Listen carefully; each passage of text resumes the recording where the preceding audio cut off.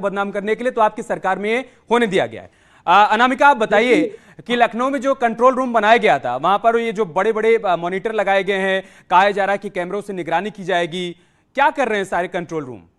कि अगर परीक्षा से ठीक पहले पेपर लीक हो जा रहा है तो फिर उनका क्या रोल है, उनकी क्या भूमिका है? अमित, मैं उसी कंट्रोल रूम के बाहर खड़ी हूँ जहां पे आज जमावड़ा मीडिया का लगा हुआ है। मीडिया ये जानना चाहती है कि इतनी बड़ी जो लापरवाही हुई वो कैसे हुई और किस तरीके से यहाँ पर जो कंट्रोल रूम बनाया गया जिसको लेके दावे किए जा रहे थे कि पूरे प्रदेश के जो भी सेंटर बनाए गए हैं एग्जामिनेशन को लेके उनकी मॉनिटरिंग यहीं से होती है। और देखिए आज यहाँ पर मीडिया का जमावड़ा लगा हुआ है सवाल के साथ कि भाई क्या हुआ आपके उस कमांड सेंटर का जिसको लेके बड़े बड़े दावे किए जाते थे। ये देखिए यही है वो कमांड सेंटर का वो मेन डोर जिसके जरिए आप अंदर जाएंगे तो आप देख पाएंगे कि पूरे प्रदेश में कैसे मॉनिटरिंग होती है। और देखिए आज भी अभी भी देखिए जो एग्जाम चल रहा है उसको लेके मॉनिटरिंग चल रही है।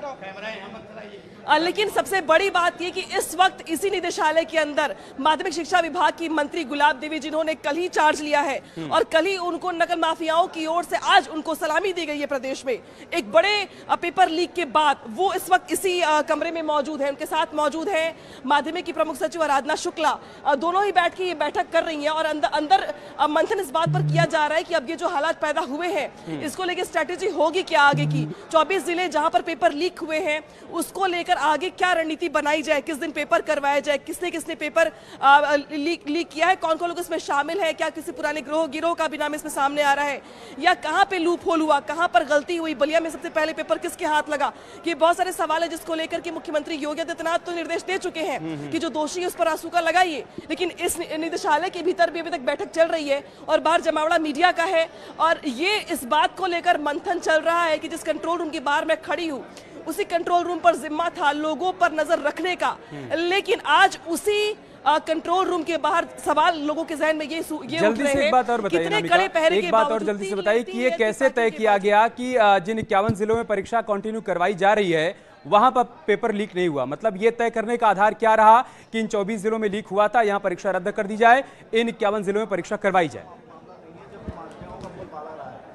देखिए इसका जो प्रोसेस होता है वो होता है, इसका ये जो पेपर देख रहे हैं मेरे हाथ में आप, यही पेपर है जो लीक हुआ है आज और इसके ऊपर ये जो कोडिंग देख रहे हैं आप 316 ईडी, और ये जो कोडिंग होती है ये काफी महत्वपूर्ण होती है। ये कोडिंग अलग अलग सेट्स पे लगाई जाती है, लेकिन जो बलिया में पेपर लीक हुआ तो उसके ऊपर यही कोडिंग थी। तो ये पाया गया कि इस कोडिंग के सेट वाले पेपर लीक हो चुके हैं और इसी के साथ एक और सेट का पेपर था जिसका ये जो 316 ईडी देख रहे हैं आप उसमें था 316 EI। तो ये जो दोनों कोडिंग के सेट वाले पेपर थे वो लीक हो गए थे, लेकिन जो बाकी 51 जिले हैं वहां पर वो इस कोडिंग के पेपर्स नहीं पहुंचे हैं। इसलिए ये कहा गया कि ये 51 जिले जहां पे दूसरी कोडिंग के पेपर पहुंचे हुए हैं वो थ्रेड से बाहर है, वहां पर परीक्षा हो सकती है और 51 जिलों में यही देखते हुए ग्रीन सिग्नल दिया गया कि आप वहां पे पेपर करवाइए, वहां पे इस कोडिंग के पेपर नहीं पहुंचे हैं। इस कोडिंग के पेपर जिन जिन जिलों में पहुंचे हुए 24 जिलों में वहां पर पेपर रद्द किया जा चुका है और अगले आदेश के लिए तक के लिए कहा गया है कि बताया जाएगा आपको कि अंग्रेजी का जो पेपर है ये आने वाले दिनों में कब करवाया जाएगा।